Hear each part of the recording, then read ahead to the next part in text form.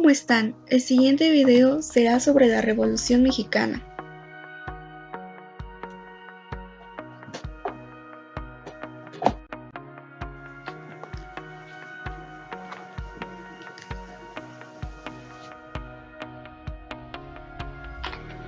Como todo, en la Revolución Mexicana hubo personajes que marcaron el cambio de esta, como fue Porfirio Díaz, Francisco Villa, Venustiano Carranza, Francisco I. Madero y Emiliano Zapata. Pero entonces, ¿qué fue la Revolución Mexicana? La Revolución Mexicana fue un conflicto armado que se inició en México el 20 de noviembre de 1910. Los antecedentes de este se remontan a la situación de México bajo la dictadura conocida como el Porfiriato.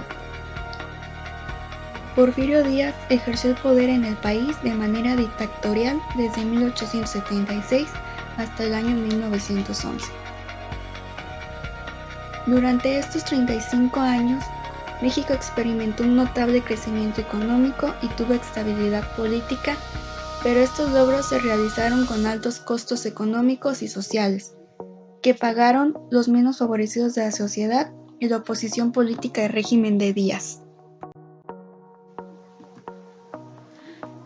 Cuando Porfirio Díaz aseguró en una entrevista que retiraría al finalizar su mandato sin buscar la reelección, la situación política comenzó a agitarse. Dicha oposición al gobierno cobró relevancia ante la postura manifestada por Díaz. En este contexto, Francisco I. Madero realizó diversas giras en el país con miras a formar un partido político que elegiría a sus candidatos en una asamblea nacional y competiría en las elecciones. Pero Porfirio Díaz lanzó una nueva candidatura a la presidencia y Madero fue arrestado en San Luis Potosí por rebelión.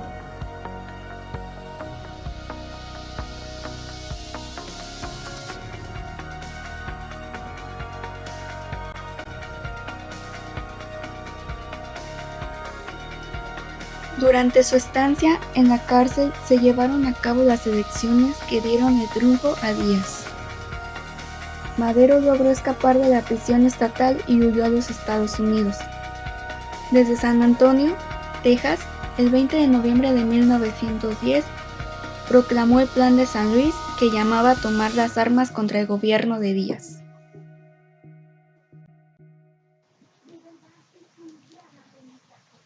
Dicho conflicto armado se inició en el norte del país y posteriormente se expandió a otras partes del territorio nacional. Una vez que los rebeldes ocuparon Ciudad Juárez, Chihuahua, Porfirio Díaz presentó su renuncia y huyó a Francia. En 1911 se realizaron nuevas elecciones en las cuales resultó electo Madero.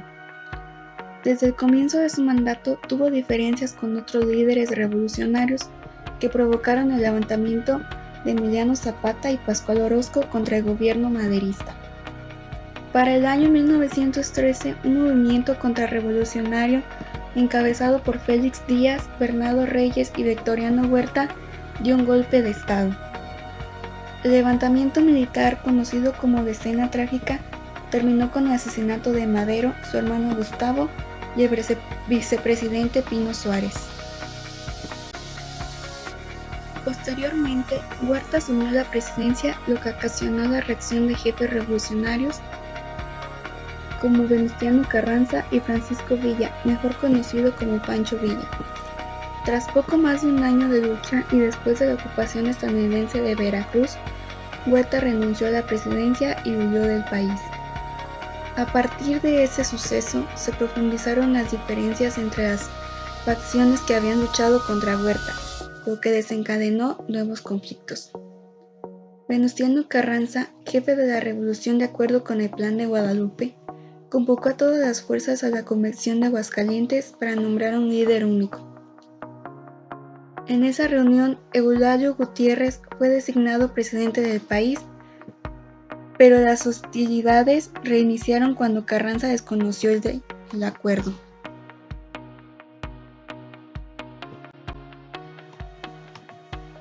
Finalmente, después de derrotar a la Convención, los constitucionalistas pudieron iniciar trabajos para la redacción de una nueva constitución y llevar a Carranza a la presidencia en 1917. La lucha entre facciones estaba lejos de concluir.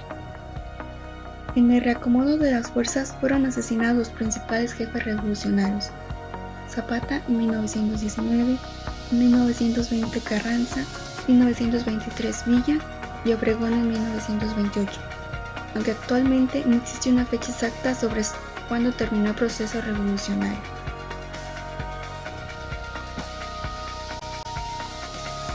Muy bien, ahora que entramos de manera general a la Revolución Mexicana y comprender un poco más sobre lo que abarcó esto, recapitulemos y veamos qué tanto comprendieron sobre esto.